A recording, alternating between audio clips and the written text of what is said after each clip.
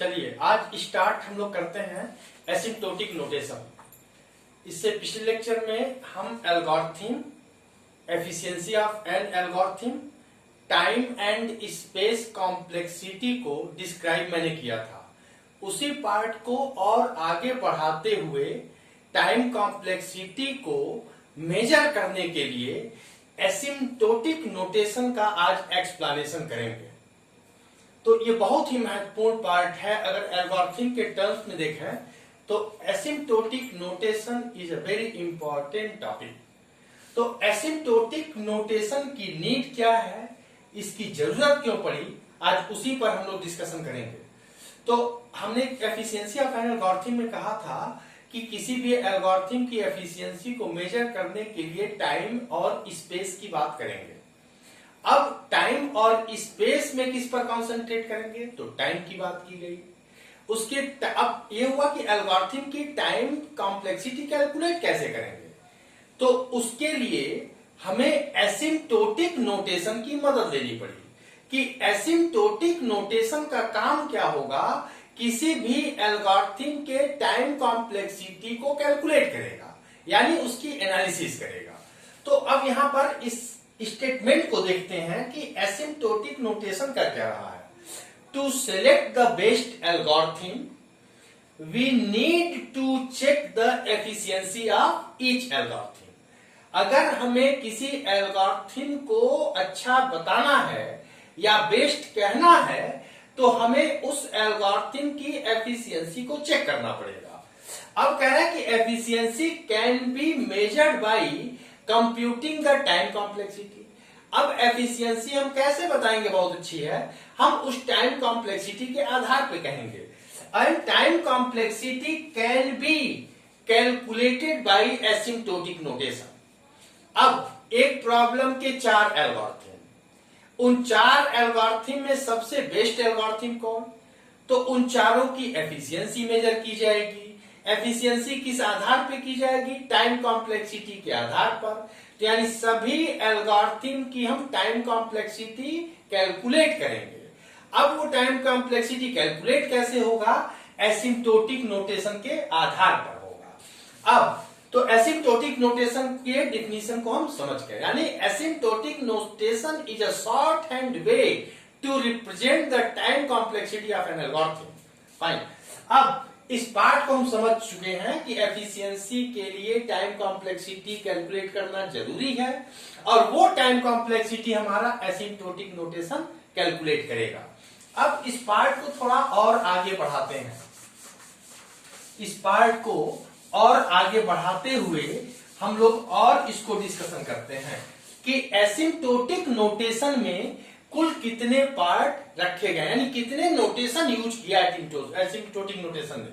तो यहां लिखा गया है एसिम्प्टोटिक नोटेशन बिग ओ। मैंने इससे पिछले लेक्चर में जब टाइम और स्पेस कॉम्प्लेक्सिटी के लिए एक ग्राफ, एक कर्व प्लॉट किया था, उसमें एक बिग ओ नोटेशन का भी टर्म आया था। अब कह रहा है कि asymptotic notation, asymptotic notation can be divided in 3 parts. एक होगा आपका ओमेगा, दूसरा होगा थीटा, और थर्ड वन इज अ बीगो। यानी ये है हमारा ओमेगा, थीटा, और ये है बीगो। ठीक है। ओमेगा क्या रिप्रेजेंट करता है, बेस्ट केस। थीटा हमारा एवरेज केस, और बीगो वर्स्ट केस की बात करता है। यानी हम एसिम्प्टोटिक नोटेशन से 3 केस की एनालिसिस करेंगे जो सभी नोटेशन के टर्म में लिखे जाएंगे। तो एसिम्प्टोटिक नोटेशन कुल मेनली 3 नोटेशन बनाया, बीगो, ओमेगा, थीटा एंड बीगो। और हमने आपको एक्सप्लेनेशन के दौरान ये बताया था कि बीगो का काम क्या है, थीटा का काम क्या है और ओमेगा का काम क्या है। ओमेगा कहता है कि पहला आउटपुट आने में मिनिमम कितना टाइम लगेगा, तभी हम इसको बेस्ट केस कहते हैं। वर्स्ट केस कहता है कि एल्गोरिथम का पहला आउटपुट आने में मैक्सिमम कितना टाइम लगेगा, दिस इज अ वीगो यानी वर्स्ट केस। और थीटा कहता है कि ओमेगा से लेके बीगो तक ये वैल्यू कहीं भी लाइज कर सकती है, तभी हम इसको एवरेज केस एनालिसिस कहते हैं। तो ये कॉन्सेप्ट हमको पता चल गया कि एसिम्प्टोटिक नोटेशन ने जो 3 नोटेशन बनाए हैं, ये तीनों टाइम कॉम्प्लेक्सिटी के एनालिसिस के लिए बताए गए हैं। यानी ये तीनों सिर्फ और सिर्फ टाइम एंड स्पेस में केवल टाइम कॉम्प्लेक्सिटी की बात ये करते हैं। अब थोड़ा और आगे बढ़ते हैं। यहां तक आई होप आपको बहुत समझ में आए होंगे। अब इस पार्ट को आगे बढ़ाते हैं।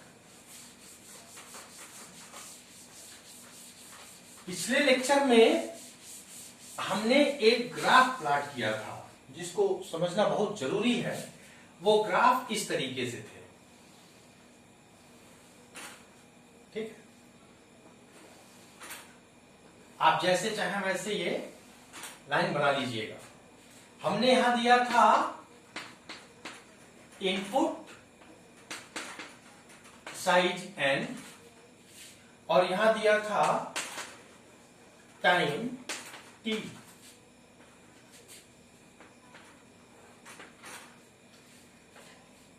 तीन नोटेशन, 3 कर्व बनाए गए। ये कह रहा ओमेगा है, ये कह रहा बीगो और दिस वन इज थीटा।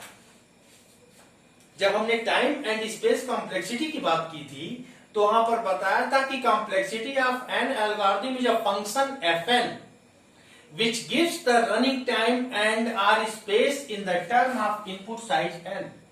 जो हमारे ये स्पेस एंड टाइम कॉम्प्लेक्सिटी जो बताते हैं, वो इनपुट साइज n के टर्म में बताते हैं। ठीक, कि इनपुट साइज अगर ज्यादा होगा तो मे भी हमारी टाइम कॉम्प्लेक्सिटी या स्पेस कॉम्प्लेक्सिटी ज्यादा हो सकती है, जो नंबर ऑफ स्टेप्स होते हैं। तो उसी के लिए इन्होंने टाइम कॉम्प्लेक्सिटी को कैलकुलेट करने के लिए 3 नोटेशन बना दिया। आज जो मैंने बताया कि complexity of an algorithm is a function fn, तो ये जो थीटा जो एवरेज केस की बात कर रहा है, जो यहां से लेकर यहां तक कहीं भी ये वैल्यू लाई कर जाएगी, इसको कह रहे हैं ये fn है, यही मेन रोल प्ले करेगा हमारा। तो इसको फंक्शन बना दिया। अब कह रहे हैं ये ओमेगा बेस्ट केस, ये है वर्स्ट केस। अब इन दोनों केस या टर्म की बात करते, अब ये तो फंक्शन का नाम दे दिया गया, तो इनको भी फंक्शन के टर्म में ले आओ। तो कह रहे ठीक है, इसको हम C1 GN मान लेते हैं, क्योंकि ये फंक्शन, ये जो थीटा है एवरेज केस, ये फंक्शन के टर्म में चल रहा है।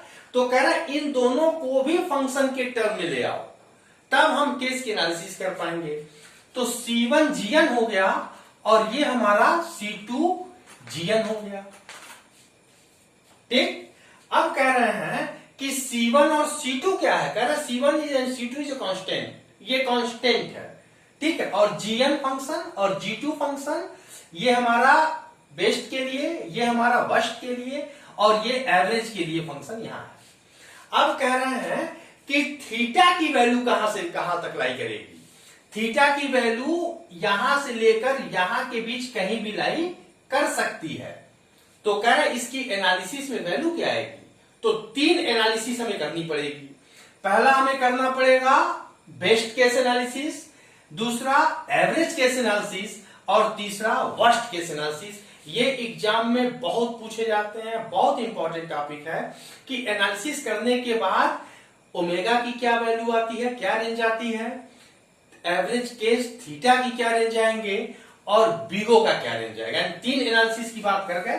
तो कह रहे सबसे जो पहला हम एनालिसिस करेंगे वो होगा हमारा एवरेज केस एनालिसिस, यानी एवरेज केस एनालिसिस। इसकी वैल्यू कहां से कहां तक लाई कर रही है, ये C1 GN से लेके C2 GN तक लाई करेगी, यानी इसके ऊपर नहीं जाएगी, इसके नीचे नहीं आएगी। ये वैल्यू यहां से लेके यहां तक कहीं भी लाई कर सकती है। तो उसका इक्वेशन क्या बनेगा।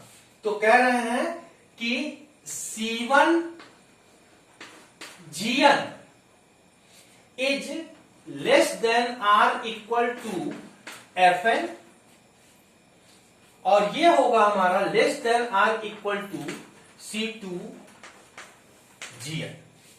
तो ये क्या हो गया हमारा, ये हमारा क्या हो गया, एवरेज केस की एनालिसिस हो गई। अब देखिए आप Fn की वैल्यू कहां से, Fn क्या है हमारा थीटा है, और C1 GN क्या है हमारा ओमेगा है, और C2 GN क्या हो गया हमारा बीगो है। तो ये वैल्यू कहां से कहां तक लाई कर रही है, C1 GN से लेके C2 GN तक, यानी ये वैल्यू यहां से लेकर यहां के बीच कहीं लाई करेगी। तो हम इस एनालिसिस को क्या कहते हैं, थीटा यानी एवरेज केस एनालिसिस। अब यहां पर अगर हम देखें, अब बात आती है सेकंड एनालिसिस जो बेस्ट केस की होगी। बेस्ट केस की वैल्यू हमारी कहां से कहां तक लाई करेगी, ये वैल्यू यहां से लेकर यहां तक लाई करेगी, यानी इनके बीच में कहीं ये वैल्यू आ सकती है, लेकिन इसके ऊपर कभी नहीं जाएगी। ये पार्ट किसका है, ये वाला पार्ट किसका है, बीगो का है। और हमने बताया था ओमेगा क्या रिप्रेजेंट करता है, पहला आउटपुट आने में मिनिमम कितना टाइम लगेगा, यानी अगर आप देखें तो मेजर रोल ये Fn ही यूज कर रहा है। ये कह रहा है हमारी वैल्यू यहां से लेके यहां तक आ रही है, यानी अपर कट ऑफ कौन, Fn।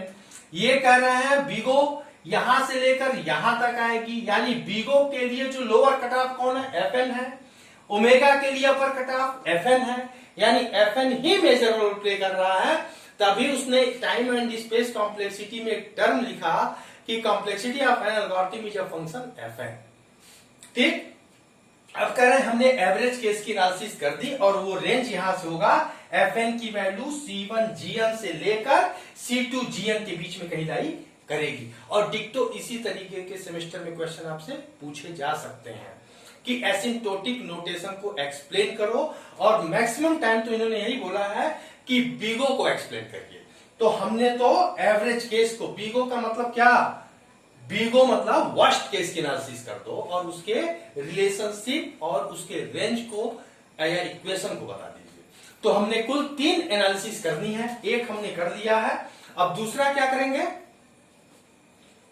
ओमेगा यानी बेस्ट केस एनालिसिस। अब बेस्ट केस एनालिसिस के समय जरा देखते हैं कि ग्राफ में क्या बदलाव आएंगे, ग्राफ में कुछ बदलाव आएंगे, यानी सेकेंड जो एनालिसिस होगी हमारी वो होगी बेस्ट केस। बेस्ट केस, ठीक है, बेस्ट केस एनालिसिस। यहां पे अगर हम देखें तो मैंने बताया ओमेगा की वैल्यू यहां से लेके यहां तक लाई करेगी, इसके ऊपर नहीं जाएगी। तो क्या हमें इसकी नीड पड़ेगी, नेवर। जब ओमेगा की वैल्यू इसके ऊपर जाएगी ही नहीं तो हमें इसकी जरूरत ही नहीं है। यानी जब हम दूसरा ग्राफ प्लॉट करेंगे, जब हम दूसरा ग्राफ प्लॉट करेंगे तो उसमें इसको होने की जरूरत ही नहीं है। तब तो मेरा ग्राफ सिर्फ ये रहेगा, ओमेगा की वैल्यू यहां से यहां तक लाई करेगी। तो हमें क्या जरूरत है C2 GN की, क्या जरूरत है बीगो की, ये तो कह रहा है कि हम इसके ऊपर जाएंगे ही नहीं। तब हमारा इक्वेशन कहां से कहां तक जाएगा, ये वैल्यू यहां से लेके यहीं तक लाई करेगी और इसके नीचे जाएगी नहीं, इसके ऊपर जाएगी नहीं। तो कह रहे हैं बेस्ट केस एनालिसिस के समय C1 GN is less than or equal to Fn। सही है, ये सही है एकदम एनालिसिस। Fn की वैल्यू कहां से, C1 GN से लेके Fn तक, उसके बराबर, इसके बराबर या इससे कम तो है Fn। C1 GN is less than or equal to Fn, Fn के बराबर होगी या Fn से कम होगी, यानी ये हमारा क्या हो गया, बेस्ट केस एनालिसिस।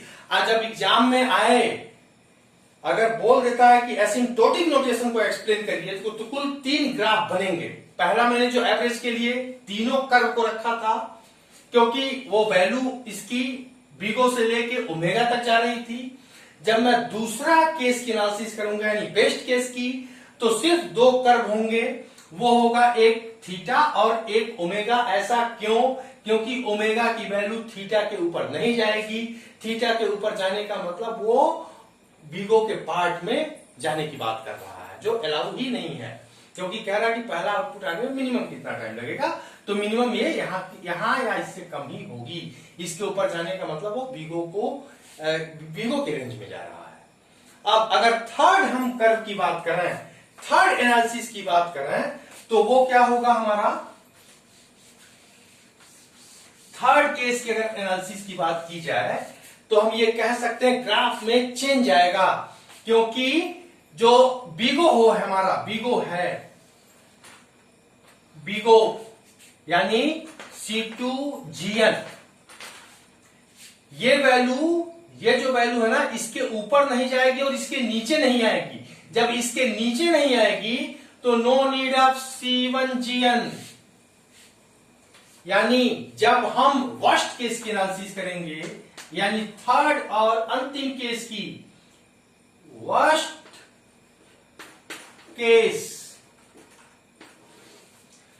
केस में फिर जैसे बेस्ट केस में 2 कर्व, उसी तरह वर्स्ट केस में भी 2 कर्व, और ये जो वैल्यू है हमारी यहां से लेके यहां, ये बात भूलिएगा नहीं, इस बात को जरूर ध्यान रखिएगा कि 2 ही कर्व और थीटा के नीचे नहीं आएगी। तो इसका वैल्यू क्या होगा, इसका हमारा इक्वेशंस क्या बनेंगे, theta Fn is less than or equal to C2GN। बस ये हमारा वर्स्ट केस एनालिसिस हो गया। अब इन्हीं 3 केस की एनालिसिस की बात करते हैं डेटा स्ट्रक्चर में, कि ये हमारे 3 केस एनालिसिस, जो एवरेज की मैंने बात की और वर्स्ट की बात की और बेस्ट की बात की, तीनों के इक्वेशन को फॉर्म में, और ये इस तरीके से एल्गोरिथम के टाइम कॉम्प्लेक्सिटी के लिए एसिम्प्टोटिक नोटेशन का यूज किया गया और उसको ग्राफ के माध्यम से समझाने की बात की जा रही है। ठीक है, अब कोई डाउट अगर होगा तो हम बाद में फिर इसका डिस्कशन कर ले जाएंगे। तब तक के लिए थैंक यू वेरी मच।